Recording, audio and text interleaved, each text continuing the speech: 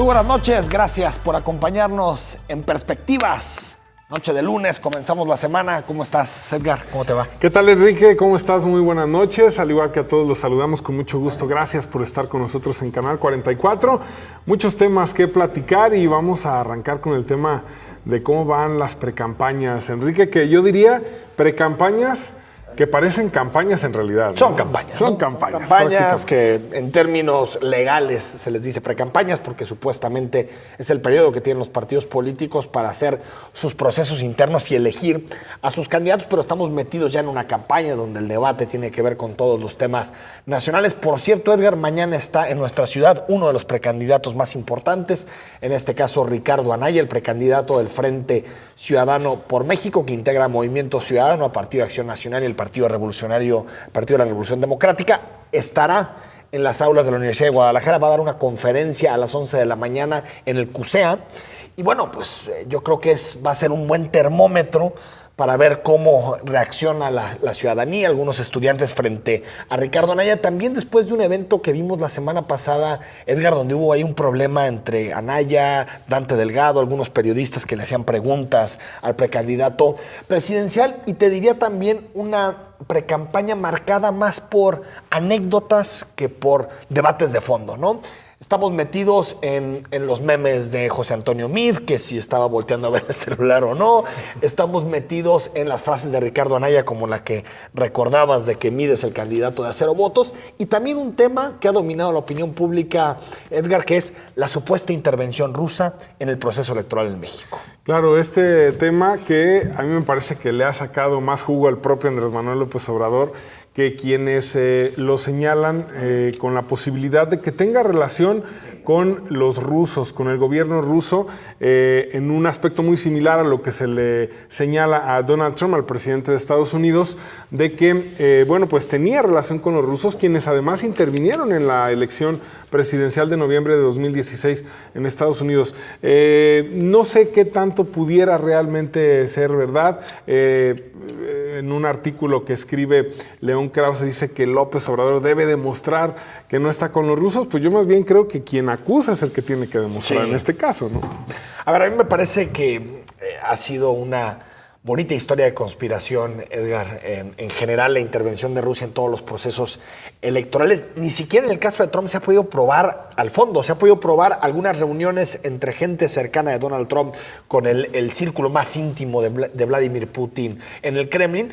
Pero me parece que en el caso de México no hay, hasta el momento, al menos que yo conozca, ningún tipo de evidencia.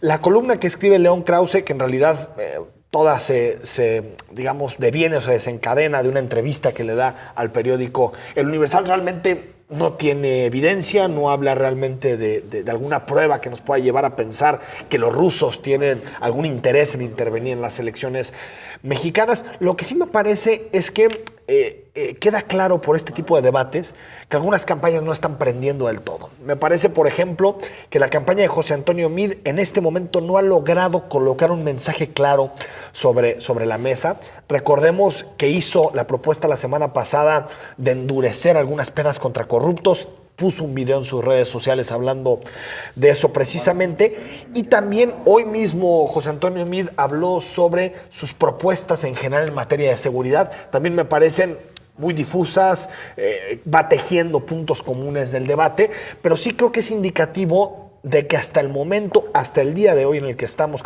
a la mitad de la precampaña, hasta este momento quien ha marcado el termómetro, los tiempos, quien ha generado el marco del debate es Andrés Manuel López Obrador, quien ha logrado ser más claro en su discurso. Al menos te puede gustar, no te puede gustar, puede generar simpatías, antipatías a Andrés Manuel, pero me parece que el que ha llevado la delantera en términos del discurso público, hasta cuando dice cosas que no son tan bien recibidas como las amnistías y todo ese debate, me parece que hasta el momento es Andrés Manuel López Obrador, ¿no? Sí, a mí me parece que López Obrador está capitalizando esta precampaña, es decir, los ataques los convierte en chistes, de alguna manera se burla, se le ve relajado, se le ve tranquilo, se le ve divirtiéndose con las cosas que lo critican. Por ejemplo, en este tema del Rusiagate mexicano, pues dice López Obrador, estoy aquí, estaba en el puerto de Veracruz, este video donde dice, estoy esperando que emerja el submarino ruso, el oro que me traen de Moscú, es decir, burlándose de este tipo de cosas y generando una exposición en medios impresionante. Por ejemplo,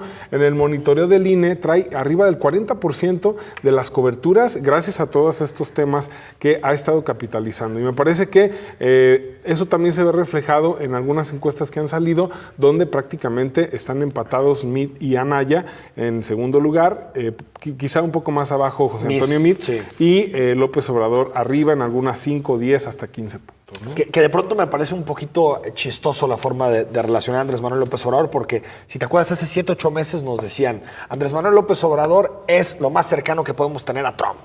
Y ahorita nos dicen, no, es que a Putin le conviene tener un presidente mexicano que sea anti-Estados Unidos y por lo tanto Putin está apoyando a Andrés Manuel López Obrador. Entonces, de pronto dices, bueno, pues Andrés Manuel en este caso es una cosa y la contraria al mismo tiempo para sus detractores. Y me parece que de lo poco que hemos visto de sustancia en la campaña, Edgar, no sé si coincidas conmigo, es que se den algunos pasos para presentar gabinetes. Me parece que también ha habido, como en términos futbolísticos decimos, un mercado de fichajes, políticos que se van de un partido a otro. Sorprendió el caso de Gabriela Cuevas, que pasa de Acción Nacional a Morena precisamente el día de ayer. Incluso Cuauhtémoc Blanco, hablando de futbolistas, que también será candidato de la coalición Morena Partido Encuentro Social. Y en general vemos cómo se empiezan a ir Javier Lozano, que pasa del PAN al PRI, cómo vemos este reacomodo que nace, desde mi punto de vista, de un extremo pragmatismo. Estamos viendo en este momento que ya no importa ni siquiera taparte la cara. Antes sería impensable que una persona tan cercana a Juana Cuevas, la esposa de José Antonio Meade, como Gabriela, su prima, pues diera ese paso con un partido que decía no, digamos, tener ningún tipo de relación ideológica, política, no compartir nada de su ideario. Creo que estamos viviendo de fondo, Edgar, la transformación por completo del sistema de partidos. Yo creo que el PAN no será el mismo después de esta elección, el PRI no será el mismo, la izquierda tampoco, y vamos desde mi punto de vista a un escenario muy distinto y un escenario mucho más fragmentado en materia política. Escuchamos esta nota, Edgar, y seguimos comentando sobre algunos de los temas que ha dominado la discusión pública de la elección presidencial. Muy bien.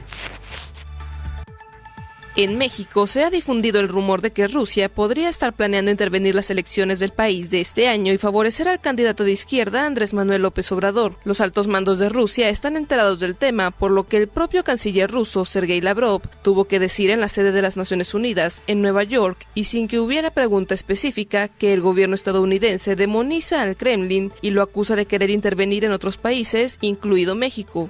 Durante la conferencia de este viernes, Lavrov dijo que Washington hacía acusaciones sin fundamento sobre acciones de Rusia a nivel internacional y que eso lastima la relación entre ambos países. El propio canciller ya había señalado el 17 de noviembre pasado que el tema de la supuesta injerencia rusa son especulaciones. En aquella ocasión se encontraba presente el secretario de Relaciones Exteriores de México, Luis Videgaray Caso, quien dio la razón a Sergei Lavrov e incluso reforzó el argumento al decir que no hay sustento alguno para afirmar que Rusia prevé intervenir en México. El ministro ruso además insistió en que ni el canal de televisión ruso, RT, al que acusan de interferir en distintos procesos políticos de Occidente, ni otros medios de comunicación se dedican a injerencias en los procesos internos de otros países.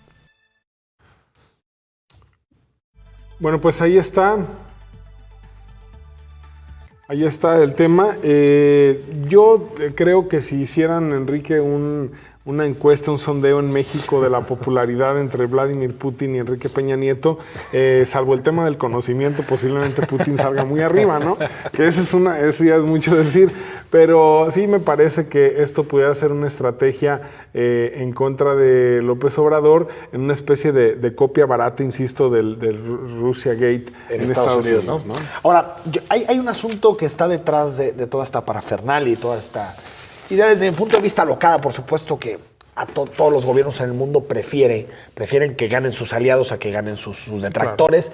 Claro. Yo la verdad, a mí no me queda claro que el principal aliado de Putin en México tenga que ser necesariamente Andrés Manuel López Obrador. Puede perfectamente hacer negocios con Peña Nieto, con el PRI o con el PAN. Es decir, no veo que para el Kremlin en Rusia signifique una diferencia de fondo, que gane uno, que gane el otro.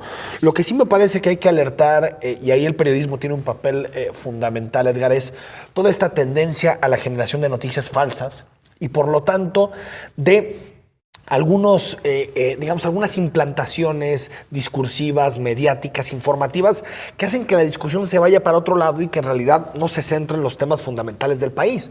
Ya pasó en Estados Unidos en la elección con Trump. Hay que recordar que la noticia más leída en Facebook fue una supuesta felicitación del Papa Francisco a Donald Trump por su buena campaña, por la buena campaña que estaba llevando en los Estados Unidos. Una nota que fue, por supuesto, falsa, que alguien creó y que supo expandir de cierta forma en las redes sociales. Incluso ayer o el sábado, Andrés Manuel López Obrador ponía en su cuenta personal una encuesta que no existe, que alguien le coló de su equipo de trabajo. Le dijo, mira, en la encuestadora de Federico Berrueto, que es un priista de Líbano Sáenz, sales muy bien parado y por lo tanto pues, súbela a tus redes sociales. Me parece que eso es la parte que no solo tiene que alertar el Instituto Nacional Electoral, las autoridades, los partidos, sino también los medios de comunicación. Es decir, tener la capacidad para decir, esto me parece que es una cosa que no tenemos que prestar atención y estos sí son los temas fundamentales del país que hay que discutir en la elección. Sí, ¿no? Y me parece que ahí los medios tienen un gran reto, tenemos un gran reto, porque no solamente es ganar la noticia, no solamente es colarnos de la noticia para también traerla en las cuentas oficiales de nuestros medios, no, hay que corroborar, hay que estar revisando si realmente hay fuentes oficiales o que por lo menos sean fidedignas para poder replicar esta información, porque entonces se convierte esto en se inunda de fake news todas las redes y entonces la gente empieza a confundirse y no saber realmente qué es verdad y qué no. Y sobre todo aquellos medios que gozan o gozamos de mayor credibilidad, no podemos caer en eso, sí, precisamente en aras de abonar a que la gente que nos sigue, que nos ve, que nos escucha, tenga justamente una información verdadera y sí, con la cual pueda tomar una decisión, ¿no? Yo creo que los principales factores que pueden desestabilizar la elección no es ni la intervención del Kremlin, ni de la Casa Blanca, ni de algún gobierno extranjero. Me parece que son prácticas, fenómenos que se han reproducido en la política mexicana durante décadas: clientelismo, corporativismo, compra de votos, narcotráfico, baja participación, cooptación electoral. Me parece que esos son los temas que ponen en riesgo a la voluntad popular de los mexicanos y no necesariamente la intervención de gobiernos extranjeros. Sin duda. Y bueno, pues estaremos al pendiente, por supuesto, en esta campaña. Habrá muchísimas noticias falsas, muchísima información de las redes sociales y sobre todo algo importante, Enrique, no porque tu primo, tu tía, tu amigo te comparte una información, es real. Y eso también hay que tenerlo en cuenta porque muchas veces esta información circula a través, ya ni siquiera de compartirlo en Facebook, sino a través de WhatsApp y entonces la gente se alarma, se alerta sin verificar la fuente y en su mayoría este tipo de noticias son de páginas que ni existen y que bueno, son una locura. Pero ya con una serie de retweets sí, y bien claro, compartidos, pues empezó a llegar a inundar las redes sociales. Vamos al corte, está con nosotros en el estudio Alfonso Hernández Barrón. Usted lo conoce, él es el titular de la Comisión Estatal de Derechos Humanos en Jalisco. Hay que platicar de violaciones a los derechos humanos, feminicidios, problemas sociales, denuncias, quejas. Todos los temas los platicamos con el titular de la comisión a la vuelta del corte.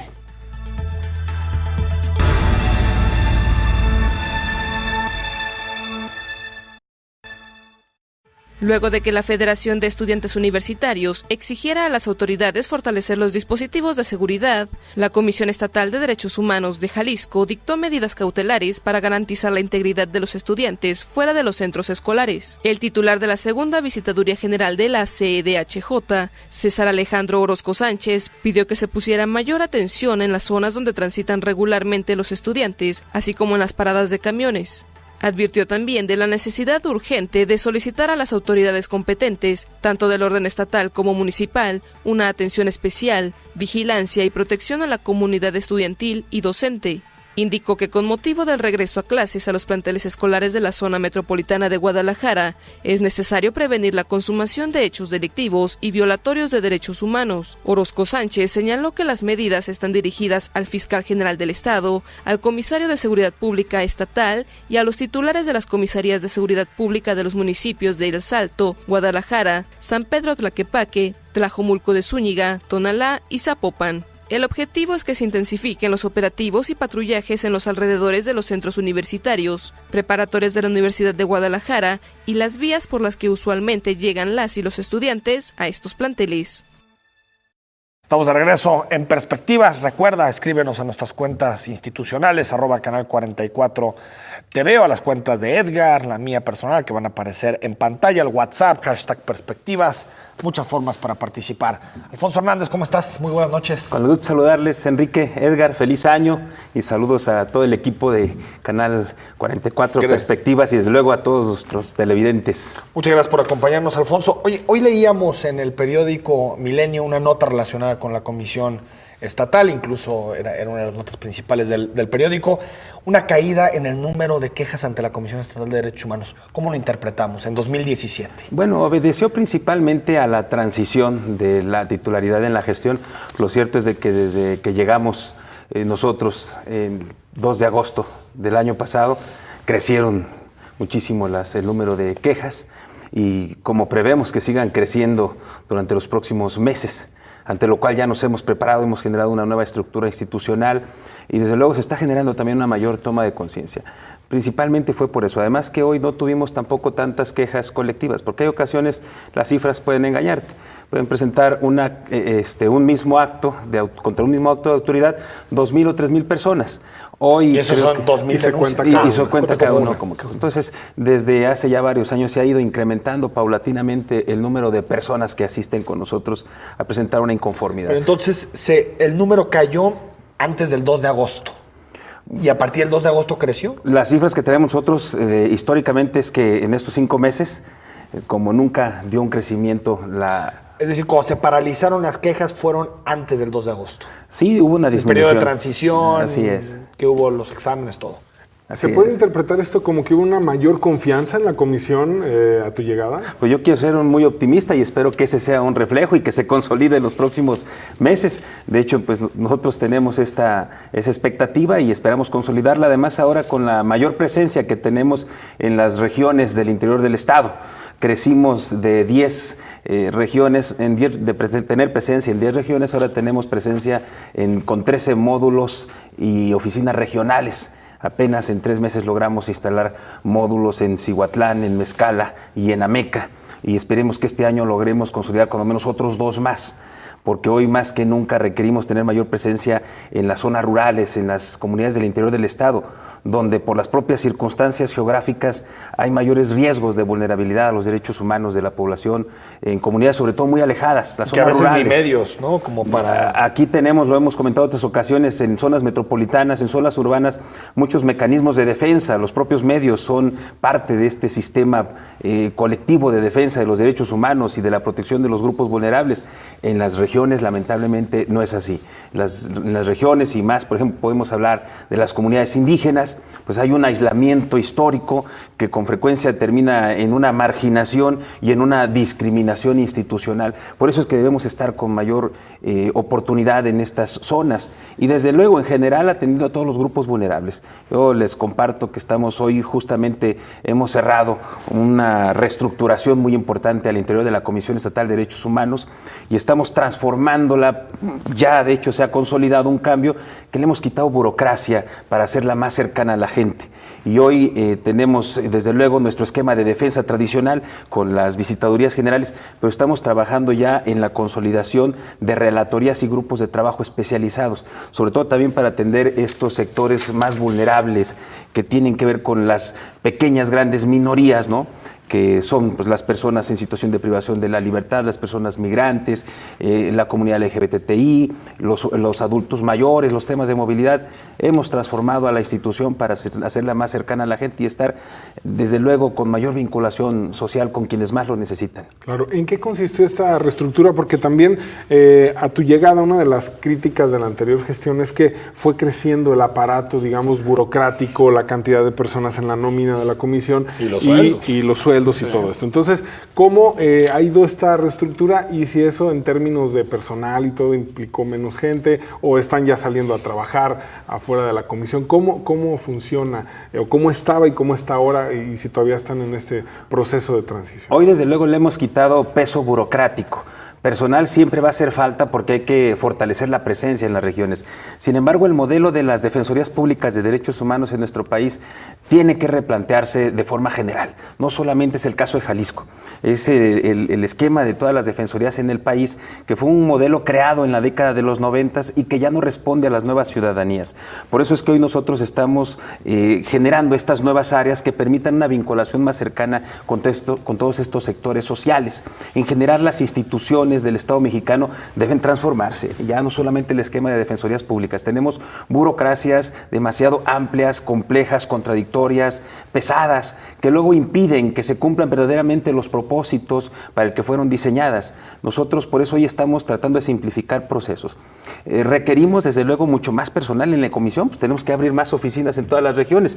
Pues lamentablemente los recursos no nos dan para tener la presencia que nosotros quisiéramos, pero va a ser un esfuerzo progresivo que estaremos realizando en los próximos meses y años. Ahora, presidente, para quien tú supiste que en su momento hubo voces escépticas a que tú fueras presidente de la comisión, algunos organismos de la sociedad civil, algunos activistas que decían que tú eras más bien el candidato a la continuidad.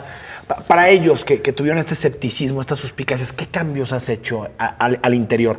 ¿Cuotas de partidos, poderes que se habían arraigado en el fondo? ¿Qué transformaciones has hecho de fondo de la comisión en estos meses? Bueno, han sido varias, ¿no? Y de hecho estamos preparando un informe que, a pesar de que son nada más 5 meses, va a reflejar cosas muy interesantes. Sin embargo, algo fundamental con muchos de estos colectivos y voces especializadas en los temas de democracia y derechos humanos, hemos generado un diálogo, incluso un trabajo en equipo con varias de estas organizaciones con las que incluso ya hemos desarrollado algunas actividades. Estamos construyendo un diagnóstico sobre la situación que guardan los derechos humanos en Jalisco, de tal manera que lo que estemos haciendo ahora pues ya es un trabajo en equipo, en colectivo, reflejo de cómo deben ser las instituciones en estos tiempos. De tal manera que ya estamos dialogando, estamos construyendo. La comisión se ha venido oxigenando con la presencia también de voces que estaban en la sociedad civil.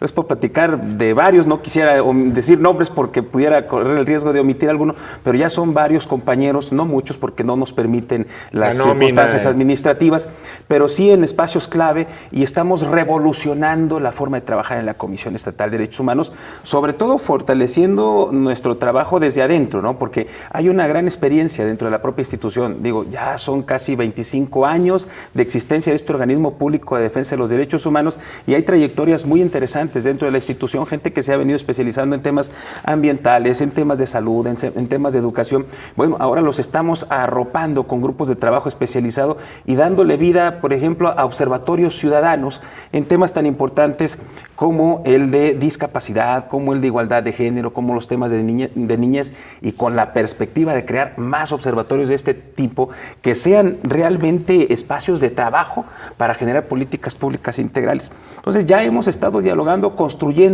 Insisto, tenemos una relatoría especializada que nunca se había tenido ese esquema acá en Jalisco en temas de igualdad de género. Y esta relatoría, junto con los grupos de trabajo especializados, tienen, entre otras, 5 mandatos fundamentales. La primera, identificar las obligaciones que tienen las autoridades en materia de derechos humanos. Obligaciones que son producto de políticas de Estado, porque México suscribe y ratifica tratados internacionales. Bueno, ante la comunidad internacional asumimos varios compromisos, hay que identificarlos, pero también hay que identificar qué está haciendo el Estado mexicano para cumplirlos. O qué no está haciendo, ¿no? Y luego evaluar lo que está haciendo o lo que está dejando de hacer, para finalmente que la documentación de casos no nos haga perder también la perspectiva de las causas.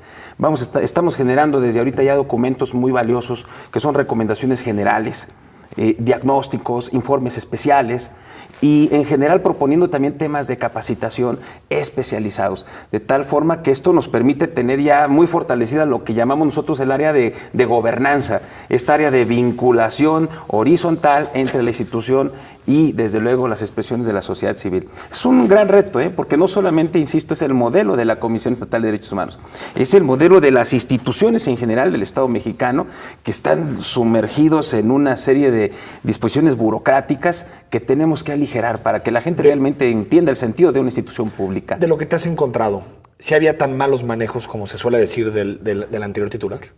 Bueno, yo quiero señalar que no hemos detectado situaciones que ameriten, por ejemplo, investigaciones de carácter judicial.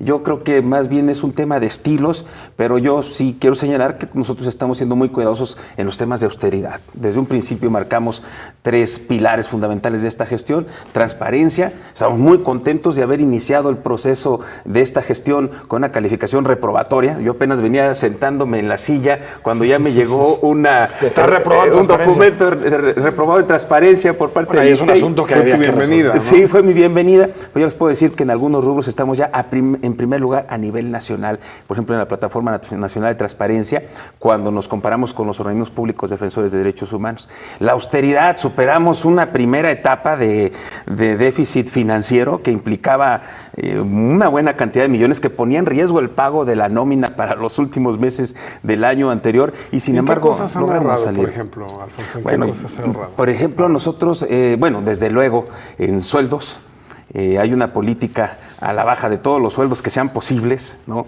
Desde el sueldo del presidente, desde el sueldo de otros de los altos mandos. Tú ya no ganas como Álvarez Cibrián, ¿no? No, ya hicimos una baja y estaremos haciendo los ajustes que sean necesarios para garantizar la operatividad de la institución. Y desde luego que pues también hay cosas hacia el interior que uno no puede desatender. Tenemos un sindicato y estamos en un proceso de una negociación del contrato colectivo y si partimos desde que en los últimos 3 años no hubo un solo incremento presupuestario a la comisión, pues ya se han de imaginar pues las demandas que hay hacia el interior de la misma.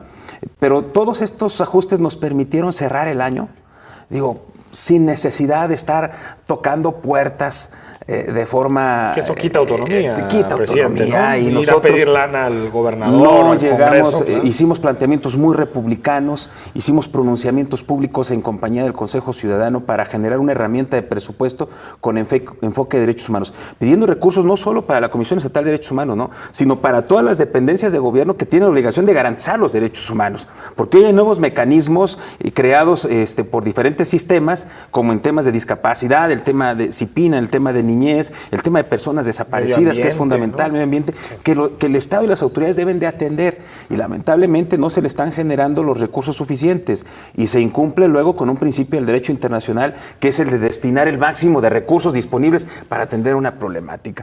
Y nosotros creemos que pudimos impactar, y con esta relación republicana, pues logramos algunas consideraciones. Sin embargo, en el siguiente año pues, será el primer ejercicio en donde nosotros estemos generando nuestra propuesta de presupuesto. Vamos al corte, estamos platicando con Alfonso Hernández Barrón, él es el titular de la Comisión Estatal de Derechos Humanos en Jalisco. Escríbenos, mándanos tus preguntas.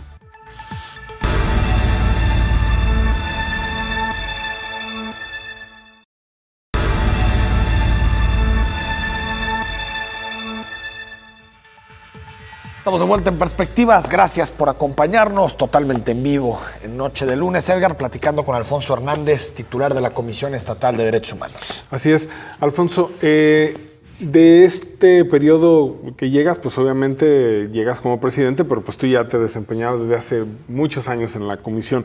¿Cuáles son los temas que más están preocupando a los jaliscienses en los que están violándose los derechos humanos? En ese sentido te pregunto, ¿qué tipo de quejas se han presentado en los últimos 2 años, por ejemplo? El gran tema, el gran desafío es la atención de víctimas del delito y de víctimas de violaciones de derechos humanos. Y dentro de este rubro hay algunos sufrimientos que requieren subrayarse, que es el que viven los familiares de personas desaparecidas.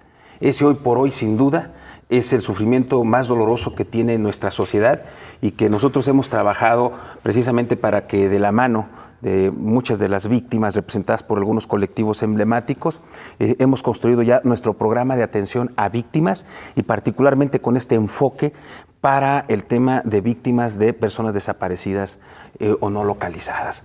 Ahí les pudiera platicar un programa completo de todo lo que hemos hecho, pero que incluyó desde gestiones ante el Congreso de la Unión, haciendo tarea de lobby para la aprobación de la ley general, hasta protocolos de atención y acompañamiento en casos muy específicos dentro y fuera del Estado, poniendo la agenda en el escenario nacional a través de la Federación Mexicana de Organismos Públicos Defensores de Derechos Humanos, generando protocolos Y bueno, pues aquí vamos, este año ya destinamos personal específico para conducir estos procesos que incluyen incluso el diseño de proyectos de apoyo espiritual, digo, desde luego jurídico, pero a petición sobre todo de las madres que nos están pidiendo pues que hagamos todos los esfuerzos posibles para acompañar a la sociedad en esta situación, ¿no?, tan dolorosa. Ese sin duda es el mayor reto. Desde luego los temas de seguridad pública, ¿no? Los temas de seguridad pública que hoy por hoy pareciera que rebasan a todas las dependencias. Ahora, Alfonso, por ejemplo, en el caso de los desaparecidos, hace no mucho renunció al cargo de fiscal Teresa Medina. No sé si ameritaba una posición de la comisión en ese tema, para saber exactamente qué había pasado con la fiscal y que en su momento la Fiscalía General del Estado diera explicaciones sobre la salida de Teresa Medina. Sí lo planteamos, y hubo una respuesta institucional, pero además la hicieron ante los medios. No obstante, nosotros estamos muy al pendiente del proceso. ¿No te pareció irregular lo que pasó ahí? Bueno, mira, es que fue una situación de carácter personal. Bueno, eso dice la Fiscalía, porque Teresa nunca declaró nada. Sin embargo, las madres, principalmente de algunos colectivos, han acompañado el proceso del funcionamiento de la propia Fiscalía, de tal manera que a nosotros, más que las personas, lo que nos preocupa, desde luego, son que los procesos no se detengan. Ya está en vías de nombrarse a una nueva persona. Sin embargo, nosotros mantenemos esta exigencia permanentemente ante la propia Fiscalía. Confiamos en que pronto tengamos ya a una nueva persona al frente de esta oficina. Lo que sí planteamos desde un principio es que no se les escamotee ni un solo peso para llevarla a su mejor versión. El asunto es que ahorita no sabemos ni siquiera cuánto presupuesto tiene.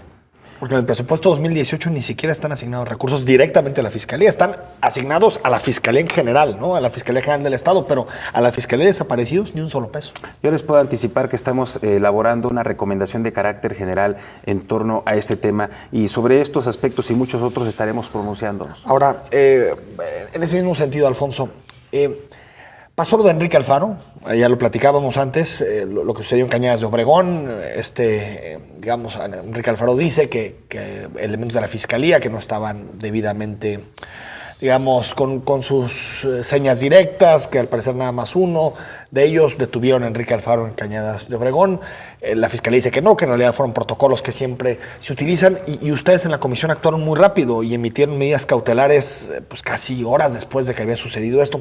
¿Por qué tan rápido con Alfaro y no en otros temas, por ejemplo, presidente? Mira, lo hemos venido haciendo en todos los casos. A partir del inicio de mi gestión hay una instrucción muy clara de estar actuando con la mayor oportunidad en todo tipo de asuntos, y todos los días dictamos medidas cautelares y peticiones. Este caso, el área de guardia, que es la que está monitoreando, porque tenemos ahora un programa ya de monitoreo que estamos ampliando incluso a las redes sociales, teniendo en cuenta que había otros dos antecedentes que implicaban actores políticos, bueno, pues decidieron que había que dictar esas medidas cautelares. Nosotros, desde luego, considerando que todo lo que hagamos o dejemos de hacer en este 2018 va a leerse en el contexto electoral. Bueno, también a los periodistas nos pasa lo mismo, no se preocupen. O sea, de inmediato planteamos con el diálogo respetuoso y republicano con el Poder Ejecutivo. ¿Escucharon las dos partes? ¿Escucharon las dos partes? Sí, y yo quiero hoy destacar un ángulo que poco se ha comentado en los medios. Desde luego, primero dejando la premisa de que no podemos permitir que los temas de seguridad pública se lleven de forma superficial al tema electoral. Digo, el llamado es a la responsabilidad, porque son cosas muy serias, son cosas muy delicadas. Y todos los días nuestros cuerpos de seguridad pública exponen la vida y están trabajando en diferentes regiones del Estado. A mí me toca con frecuencia encontrarlos aún en los lugares más alejados. Y hay un ángulo que no se ha comentado precisamente en torno a este hecho, el hecho de que había elementos de seguridad pública trabajando en regiones tan apartadas como lo están haciendo en este momento en muchas partes de nuestro estado, ¿no? Nosotros nos dedicamos a defender derechos humanos, no vamos a ponerle nombre, nosotros ni a darle seguimiento ni a tratar de sustraernos, vamos a hacer todo lo posible por sustraernos a este escenario electoral.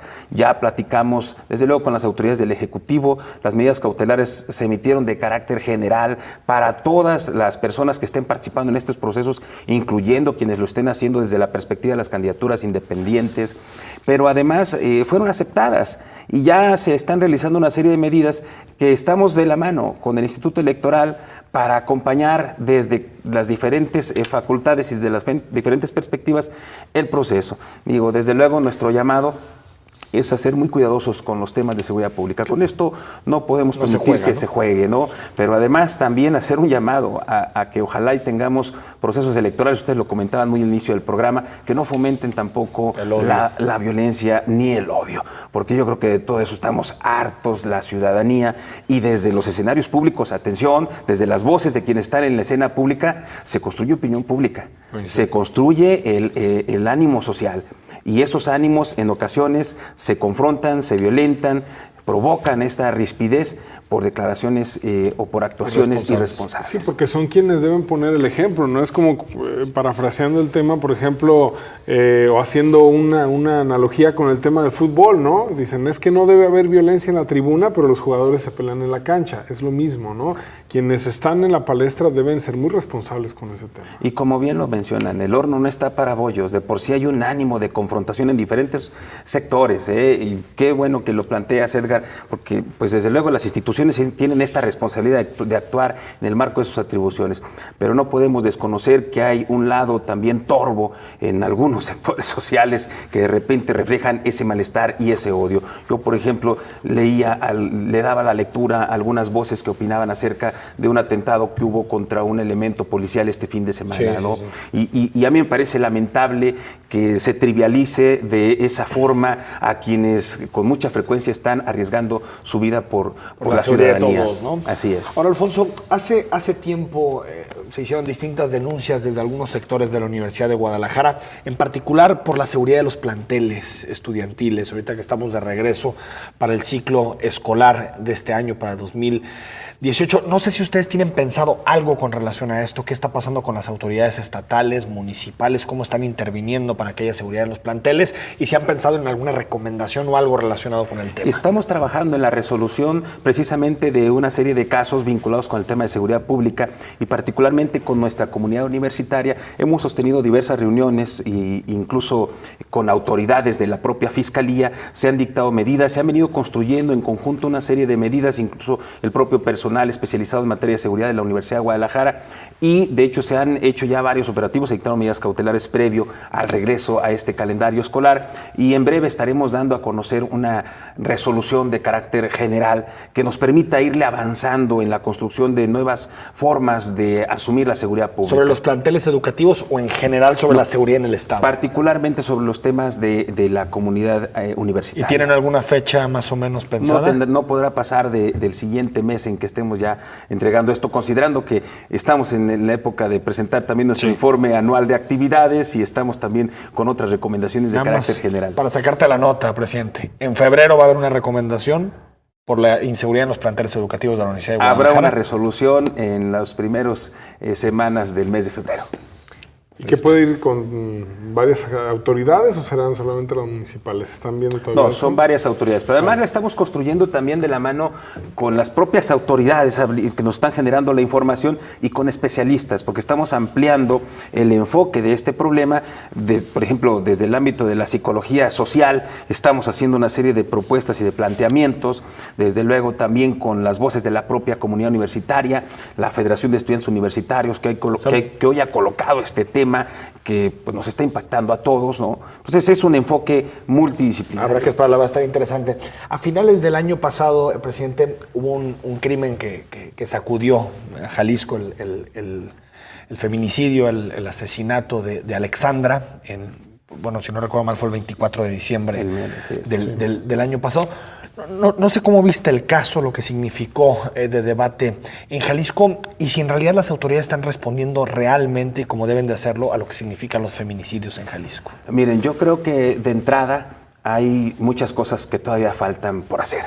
En el tema de igualdad de género, de garantizar el acceso a una vida libre de violencia de las mujeres, todavía son muchos los pendientes. Nosotros por eso creamos una relatoría especializada, en donde estamos en este momento justamente diagnosticando cómo están funcionando estos sistemas estatales y también las acciones municipales. Yo te puedo adelantar que hay simulación, sobre todo en muchos municipios donde no se están destinando los recursos de forma adecuada, de forma forma eficiente para el funcionamiento, por ejemplo, de los institutos municipales de las mujeres. Sobre eso nos vamos a pronunciar pronto. Pero también evaluar en global cómo están funcionando estas alertas y todos estos sistemas, porque cuando estamos viendo los mismos resultados o en algunos casos el incremento de los mismos, bueno, pues es que algo tiene que replantearse ya de manera integral y de manera global. Nosotros en esta ruta estamos trabajando de una forma muy seria y nuestra relatora está coordinando una serie de acciones que comenzaron desde el interior de la propia institución, pero que pronto nos permitirán estarle aportando a la sociedad otras propuestas, otras alternativas. Y la reacción de los ministerios públicos, porque la historia de Alexandra, lo que pasó, todo el tiempo que lo denunció, que lo hizo público, lo que le estaba sucediendo, y no respondió el Ministerio Público. Miren, lamentablemente, y no solamente podemos decir son el tema de agencias del Ministerio Público, hay muchos sectores sociales que están involucrados en casos como este. Yo en este asunto particularmente me resulta doloroso, ¿no? Porque tuve la oportunidad de conocer a Alejandra, ¿no? Y dices, bueno, ¿qué está pasando? ¿Qué está fallando al interior, al seno esta práctica oculta de violencias a la que están expuestas las mujeres todos los días? Y que de repente tú no te explicas cómo aparece, porque no es el único. Hoy por la tarde, por ejemplo, aparecen otros 2 casos. ¿Y cuántos más que no se documentan o que no se visibilizan? Nosotros pronto estaremos haciendo visibles todos estos temas, pero además diciembre es un mes muy complicado, ¿no? Porque aparte de este asunto, pues hubo 2 homicidios en la zona Costa Sur, en el tema de la presencia de la Marina. En fin, no hay días sencillos en esta institución, Enrique. Edgar, vamos al corte, temas difíciles de la comisión. Regresamos para seguir platicando con el titular.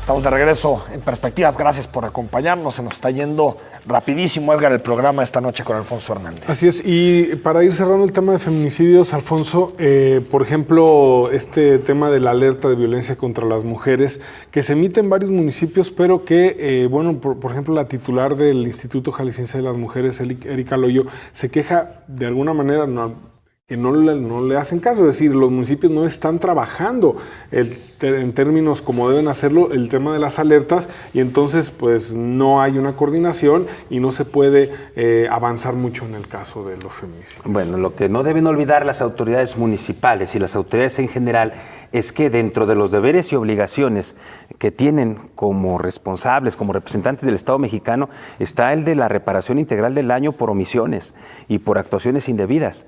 Y hay también capítulos muy especializados en la Ley General de Víctimas que habla de la reparación del daño colectivo.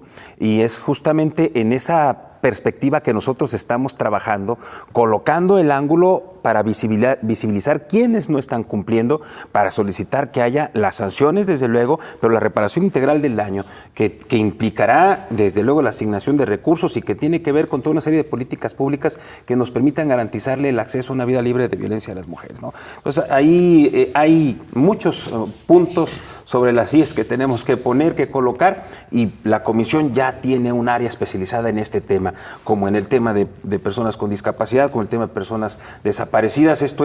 Estos aspectos que tanto nos preocupan y nos ocupan en este momento. Presidente, el sistema estatal anticorrupción, como tú lo sabes, es un entramado de instituciones, de puestos, de cargos. Y uno de ellos es la designación del Contralor de la Comisión Estatal de Derechos Humanos, la designación por parte del Congreso. Hubo ahí un diferendo, una polémica entre ustedes y el Congreso, no sé si tenía que ver con atribuciones o no. Al final toma posesión Jesús Brizuela, ¿no? Es su nombre. Así es. ¿Qué pasó? ¿Por qué no nos explicas qué no le gustaba a la comisión de esta designación y por qué al final sí determinaron que fuera Jesús el Contralor? Lo primero que debemos señalar es que la Comisión Estatal de Derechos Humanos respalda totalmente este sistema estatal anticorrupción y todas las medidas que vayan encaminadas a combatir la corrupción, porque debemos frenar la discrecionalidad en el ejercicio de los cargos públicos y en el manejo del dinero de la gente, ¿no?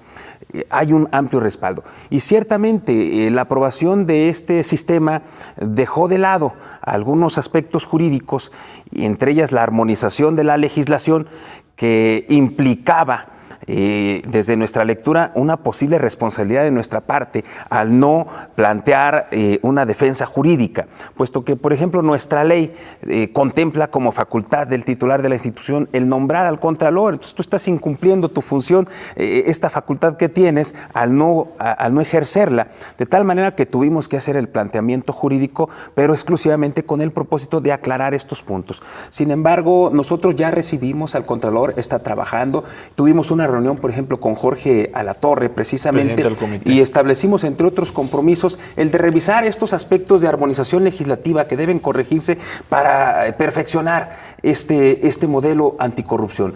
Pero además lo hacemos con la mayor de las voluntades, porque en la creación de este sistema están participando diversas expresiones de la sociedad civil, que son esfuerzos que vale la pena empujar, impulsar, para ir ciudadanizando la mayor parte de espacios posibles en el escenario público. Entonces no hay ningún diferendo. De hecho, pues uno de los compromisos de esta gestión es la transparencia, la austeridad y la rendición de cuentas, y en eso vamos a trabajar. ¿Cómo van a acompañar o cómo van a participar en todo este nuevo sistema estatal anticorrupción desde la Comisión de Derechos Humanos? Bueno, hacia el interior estamos haciendo un ejercicio inédito de transparencia, área por área, generando toda una cultura institucional, pero además ya construimos un compromiso y una agenda prioritaria con el Comité de Participación Social, que entre otras cosas está planteando, por ejemplo, el diseño de herramientas de presupuesto con enfoque de derechos humanos para que frenemos la discrecionalidad en el uso del dinero de la gente.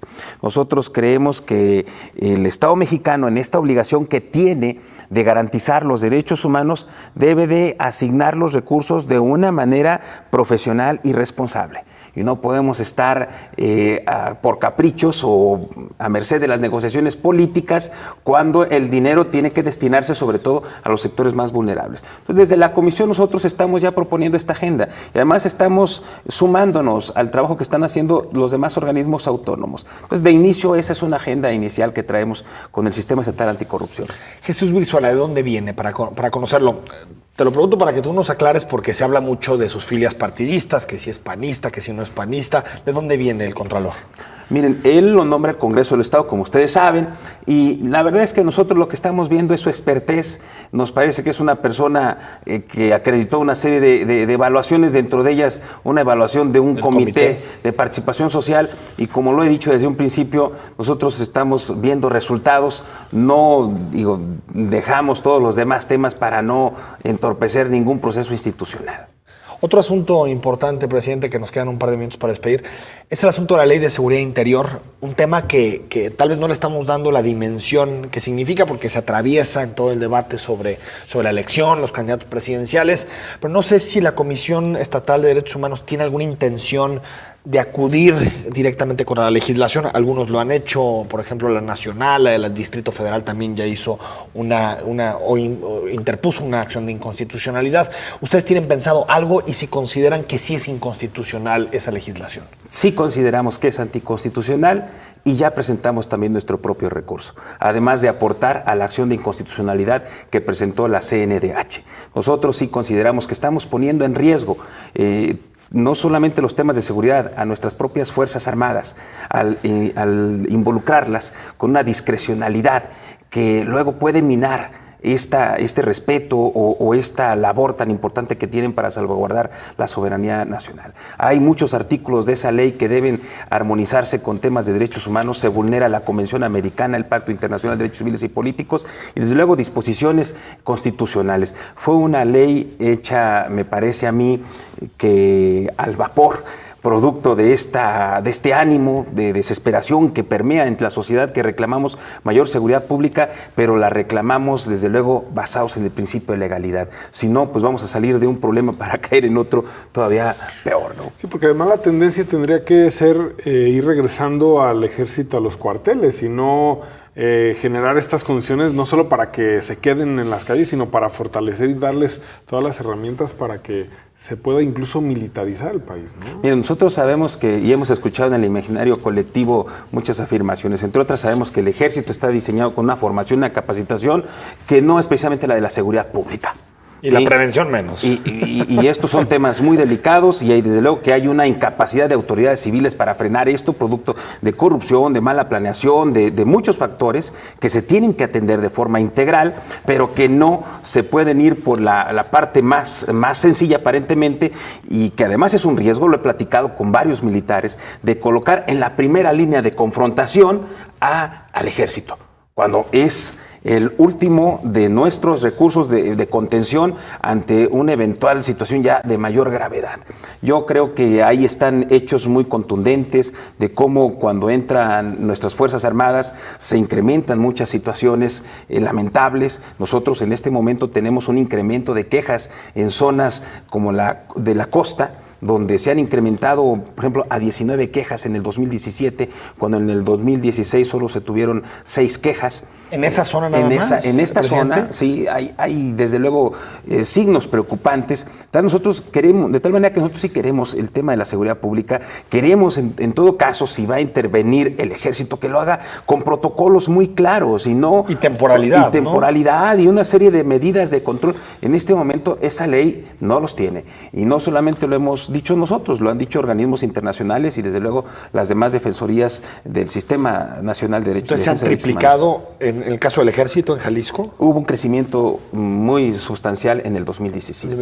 Vamos a ver, aquí tenemos, Edgar, algún comentario por ahí que le podemos dar lectura, que nos hace favor el amable auditorio. Nos dice Osvaldo Gutiérrez: partidos dejaron de representar ideologías, son grupos de poder, de ahí que los militantes se cambien fácilmente, con relación a lo que discutíamos, ¿no?, al inicio del programa, de cómo han venido ciertos recambios de perfiles que uno no pensaría hace algún tiempo. Dice Santiago Ramírez: yo no le voy a nadie, puras mentiras rebuscadas, promesas y más promesas. Bueno, también el hartazgo con relación a estas campañas. No sé qué esperas, presidente, en el tiempo electoral. Más quejas, utilizar la comisión de forma política por parte de los actores. ¿Qué esperas para estos meses? Pues esperamos grandes retos en el contexto electoral. Como decíamos, hoy todo va a tener una implicación electoral, pero sobre todo nosotros esperamos avanzar mucho en los temas que realmente nos importan y nos ocupan, que son la defensa de los derechos humanos. En los próximos meses nosotros vamos a generar una serie de políticas públicas que van a impactar en favor de la gente. Y de los partidos, pues esperamos, y de los actores políticos, que se conduzcan con la responsabilidad que amerita esta circunstancia tan particular. Sin olvidar que algún día vendrá el juicio de la historia, y que en ese juicio de la historia, ojalá y no hablemos de esta época como la época de la violencia y del odio en las campañas políticas, principalmente acá en Jalisco. Presidente, gracias por haber estado aquí con nosotros. Un gusto, Enrique. Edgar, saludos al auditorio. Edgar, el próximo miércoles tenemos Perspectivas. Así es, Perspectivas, va a estar muy bueno, muy interesante. Los esperamos en punto de las 9 de la noche en vivo. Muchas gracias, Enrique. Gracias. Buenas noches.